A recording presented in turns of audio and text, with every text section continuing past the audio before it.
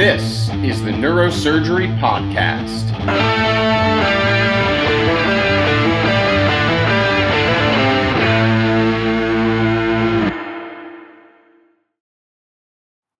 Welcome back to the Neurosurgery Podcast. Tonight we are delighted to be joined by not one, but two guests. This is a fun four-person roundtable discussion with one returning champion, Dr. Mike Steinmetz, and a new friend, Dr. Jason Savage.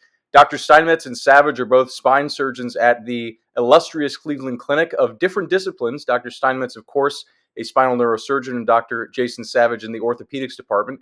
Gentlemen, welcome both to the show. Dr. Savage, since you are our newest guest, why don't you take a moment, say hello to our listeners? Perfect. Thanks, JP. Thanks, Mike, for having us. We're excited to be here. So like JP said, my name is Jason Savage. I'm one of the orthopedic spine surgeons at the Cleveland Clinic. I'm the fellowship director. I kind of lead up our adult deformity program. And so I've been there for about 10 years now, hard to believe. And it's been great working alongside with my buddy here, Mike Steinmetz. And Dr. Steinmetz, if any delinquents are watching or listening and haven't heard you on the show before, take a moment, say hello, introduce yourself, please. Yeah, thanks, JP. Thanks, Mike. Thanks for having me back. It's been always a good time doing this with you guys. You guys do such a phenomenal job, and I'm happy to be back here and happy to be with Jay, one of my best friends on this thing as well. So, yeah, for those who haven't heard the podcast before, though, at least one that these guys have had me involved with, but Mike Steinmetz, I'm at the Cleveland Clinic as well. Also been there for a long time. Been in practice there for about 20 years. I currently chair the department and of neurosurgery, and then also direct the Center for Spine Health, which is an interesting, unique department, so to say, at Cleveland Clinic. So JP, you started off with saying Jason Savage, orthopedic spine surgeon in the Department of Orthopedics, but like I was just going to say, I had to stop you because he's not, right. So Cleveland Clinic's unique, right? The ortho and neuro spine surgeons are all in one department, which is a spine department. We actually call it a center just for practical reasons, but we don't really segregate by pedigrees, which is really unique, right? We just call ourselves spine surgeons. His office is literally right next to mine. You know what I mean? So I can hear him through the walls, and that kind of stuff. And but it's kind of great because we basically just focus on spine care, right? We don't have to care about the politics of departments and all the nonsense that goes on with that. We can just be good partners and do the right thing and take good care of patients, as one big unified group. So it's actually a lot of fun doing that. Well, I stand corrected. So, I mean, that is, that's phenomenal. Happy to be corrected and happy to learn about how you're doing things there. It's such, as I said, a storied institution. So maybe then can we dive into the history behind that? I assume that Dr. Benzel had some hand in that, as I would presume he had a hand in anything spine related at that institution. We've had Dr. Benzel on the show before as well, talking about a hobby of his, running, and his illustrious career. So maybe Dr. Steinmetz, because you kind of took the reins from him, talk a bit about the history of the joint program that you have there, the Unified Spine Center, and then we could have Dr. Savage talk about his experience working with you in it. Yeah, that's fantastic. Yeah, so great segue into Ed, right? Ed, because Ed just retired clinically, right? I don't know if you guys know that, but he officially retired clinically. We're having a party for him on Monday, right? And so it just happened the beginning of this year, so it's kind of a milestone time for us, hitting that next milestone of his life. But Ed came to Cleveland Clinic in 1999, and I know that because I came with him. So we started together in '99. They recruited him here to really try to advance sort of the academic side of neurosurgery. With Gordon Bell. I guess I should say it's spine surgery, but with Gordon Bell on the ortho side and Ian Kalfas on the neuro side, they had these great leaders, right, and both pedigrees. And Ed was going to come in and try to just see if he could help maybe unify this and bring it together. So he came in 1999, and I think he had this early idea of saying, let's just build something that's spine focused. We'll bring everything that's spine related into one group and have one vision, one mission, one goal, or multiple goals, but all within one department, and see if he could launch it. So he actually did a lot of negotiating, as you would imagine, right? Because historically at that time, ortho was an ortho, neuro was neuro, and we had what we called medical spine docs, right? Which were largely in the internal medicine department is where they were housed, but they were a variety of people taking care of spine patients, just a few of them. And what they ended up agreeing on in 2001 is coming together as one group at that time. But how they did it was they just took all the income that came into it was a complete standalone department. Okay. And so the idea was you had one leadership, one vision, one mission, and all the faculty together. But to make it work, they just took all the revenue, split it 50%, and gave it to ortho and gave it to neuro departments. Internal medicine was just happy to get rid of the medical spine people, honestly, so they could care less. So like, you guys take them. And so everybody lived a happy life, right? In 2001, more or less, with that happening. And then in around 2000 and I want to say seven, because there were a few of these institutes in place at the time, right? Within largely the neuro side who started this, there was spine, there was the brain tumor center, et cetera. I think the institution, looking at some of the work from Michael Porter from Harvard and others, said, hey, this is not a bad idea. Completely just reorganized overnight and created institutes, right? Which is a larger organizational structure.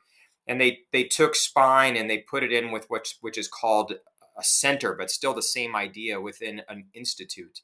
And that is what we became today. So we kept the same principles of everybody working together, everything that's spine related in one group. We function like a department. And the difference now is there's one revenue stream, right? They no longer split the revenue 50-50. It just was agreed upon. Spine came together. It sat in one institute.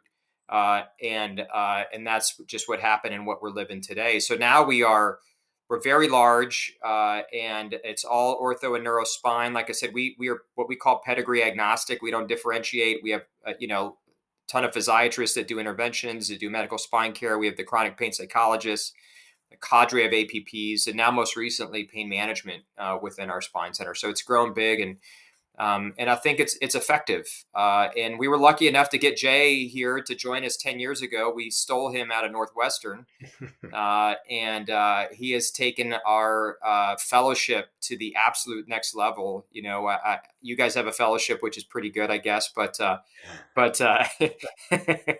Jay, Mike's going to kill me on that one. But Jason just elevated our spine fellowship to just leaps and bounds beyond what I could ever imagine. Our deformity practice is just top notch, and just a good human being and partner. The fellows love him, the residents love him, and he's just been such a huge addition to us. And couldn't have been happier when he joined us, and that he's still with us. Yeah, that's fantastic, and I think for both of you, just recapping that history from Cleveland Clinic really speaks volumes, because you think about all the leadership at Cleveland Clinic, especially in spine. You think about, of course, Ed Benzel, but also yourself, Mike, Jason, Tom Mraz, Rich Schlenk, Doug Orr, Gordon Bell. There's so many names out of Cleveland Clinic at the main hospital, but also, of course, down here in Weston and in your hospitals around the world, right? Like, it's a fantastic recipe. And I think part of that must come from, getting along, right? Having a great collaborative experience together. And Mike, you and I have worked together on NAS. Jason, you and I have worked together on some education programs with Stryker, and really just fantastic how you guys provide this leadership model. And I wanted to congratulate Jason on you're president now of LSARS. Is that right?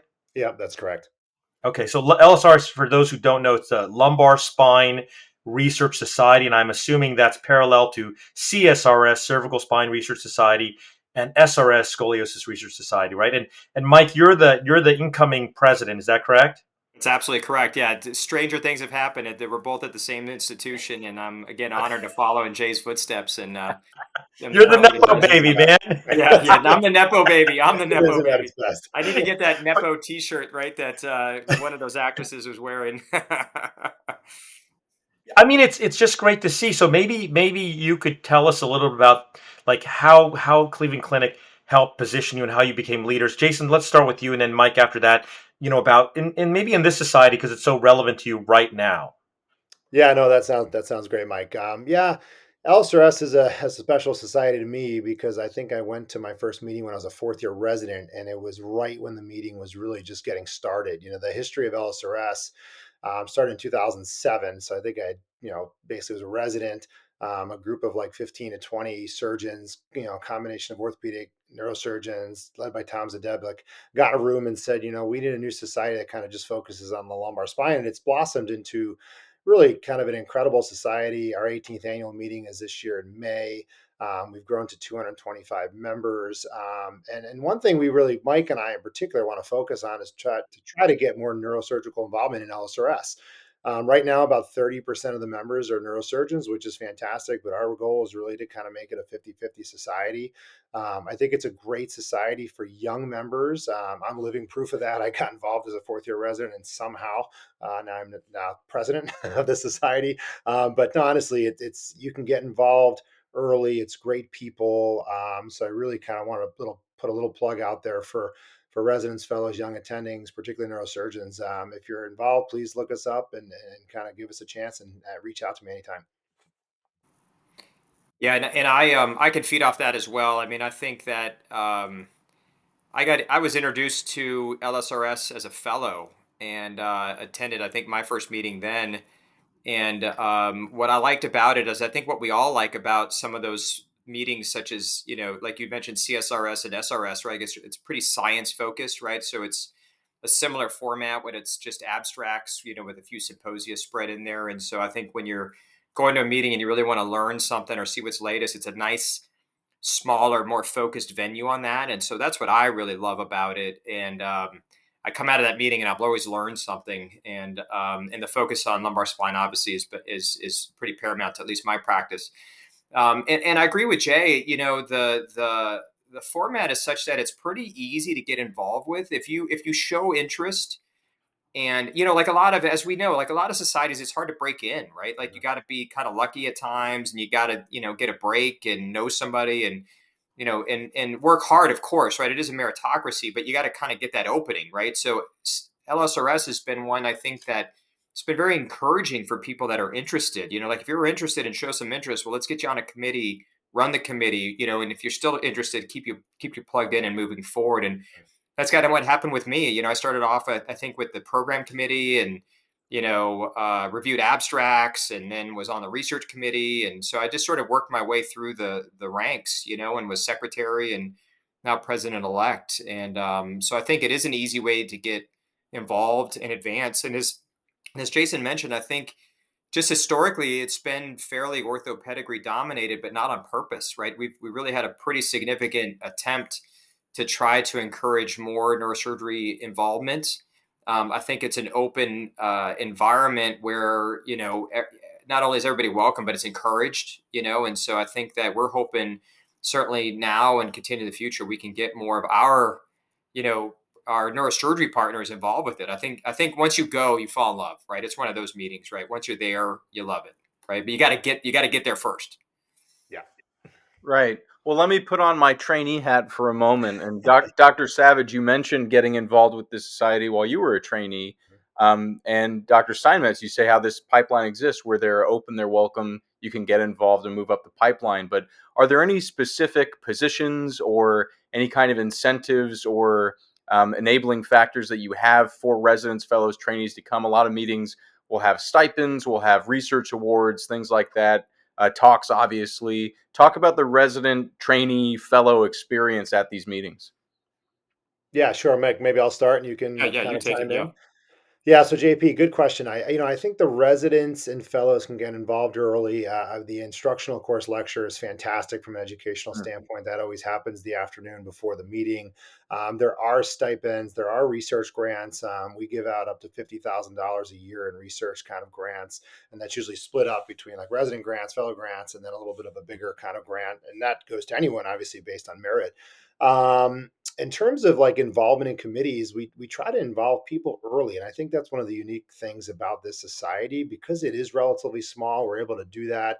We have a mentorship program actually that we launched about 2 years ago now that Rock Patel kind of leads, and so we're really trying to engage residents, fellows, particularly people who are interested in academic practices to kind of come over, be involved, and kind of mentor them through that process. Yeah, and I concur. I mean, I have very little to add to that. I mean, that just kind of hit the nail on the head. The idea is to get, we want the trainees there, and not only presenting abstracts, but we want to make it easy for them, but also try to get involved, with some of the symposia, the ICL, any aspect. Because most of the talks, remember, the meeting are abstract presentations. You know what I mean? There's a few symposia, but the ICL the day before has, instructional course has many opportunities for speakers, especially young speakers.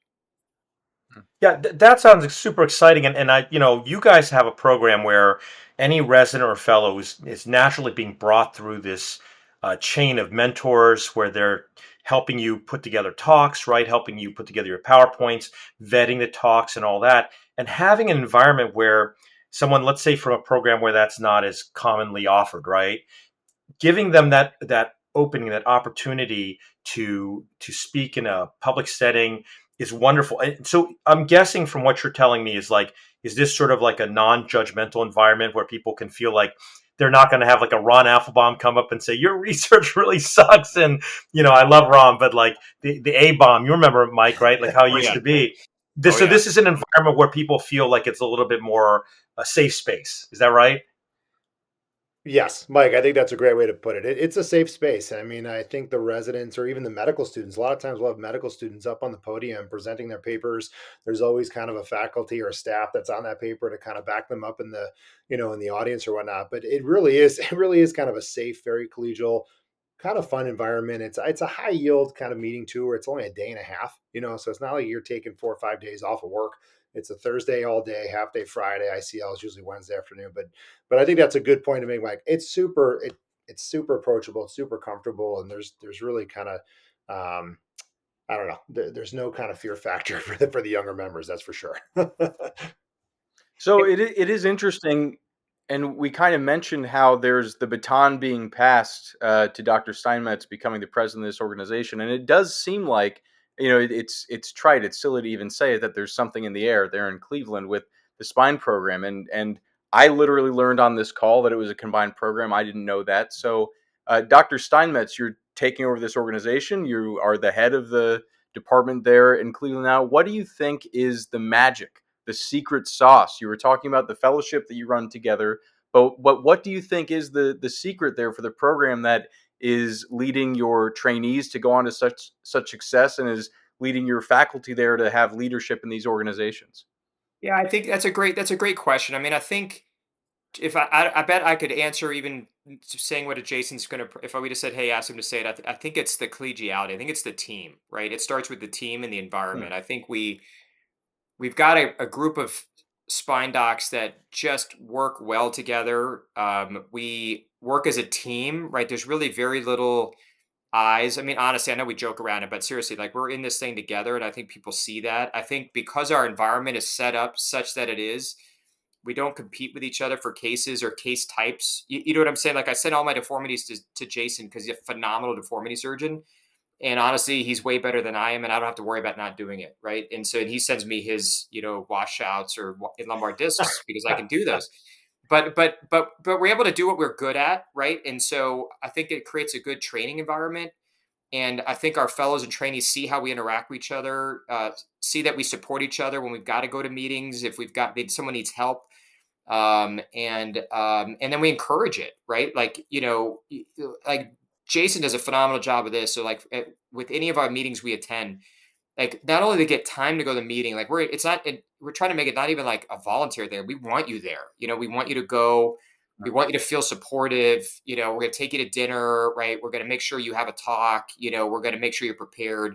So I think it's really the team, it's the environment, and it's the support. I think for those trainees, if I had to say that, Jason, do you agree with that or? Yeah, no, I completely agree. I remember before I came to Cleveland, when I was interviewing with you guys, obviously you were kind of talking about the combined program, and I was kind of like, that sounds great, but you're kind of like, I don't really know what that means until you get there, right? When you get there, and our fellows go through this too when we interview them, you get here and you're like, oh, okay, I now I understand. I mean, like this place is a family, Mike. We always say that, and JP, I think that's the only thing I'll add to Mike's comments is that we treat our fellowship, we treat our department, our group as kind of a family, and I think that kind of just attracts a good group of people who kind of want to be part of that. And honestly, that's the only other thing I'd add. But it's a fun place to work. It's a great group of people, and yeah, and yeah, that's kind of what we're going for. So. Yeah, I asked Dan Resnick about this like 18 years ago. I asked him, why is it that such a higher proportion of spine surgeons in the Midwest seem happier? Is it just because people are nicer? And then, are you from Philly, Jason? No, I'm from New Jersey, though. Okay, yeah. Well, so congrats to the Eagles, right? Yeah, they just won the Super Bowl. But I get this sense that like maybe an LSR typically is in the Midwest, right? The meeting's usually there.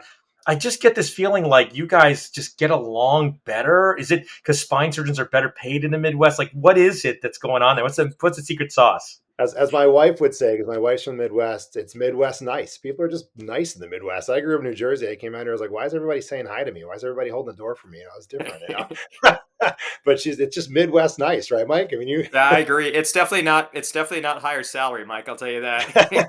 It's not the money. Yeah, I don't know, man. I think that it's just. You agree with these guys? You came from Florida. What's that? No, JP's in the Midwest. He's in Chicago. Do you agree with these guys? The people here are extraordinarily nicer than back home.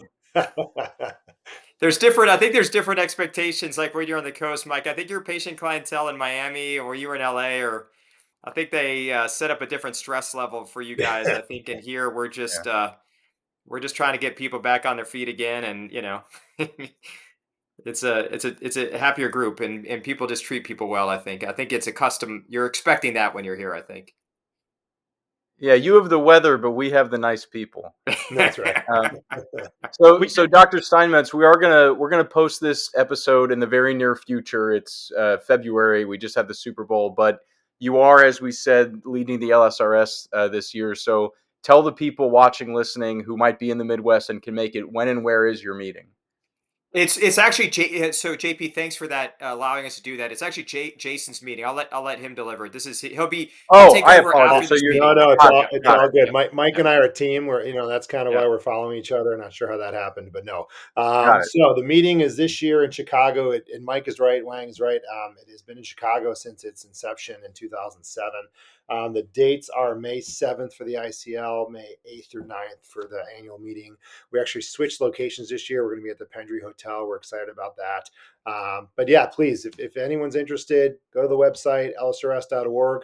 You can actually send me a direct email from that website. I'm happy to get back to you, honestly, if you want any information, but hope to see you there. And also we've been trying very purposely to try to get as far away from the ANS as everybody that's a neurosurgeon on this call or that listen to the podcast would know. Well, it's kind of close to the ANS. I think that's always been a little bit of a challenge, but we are now being very purposely trying to get as far. We there's no perfect time to do a meeting, so the spring meeting works well, but we try to always plan to stay away from that meeting as much as possible.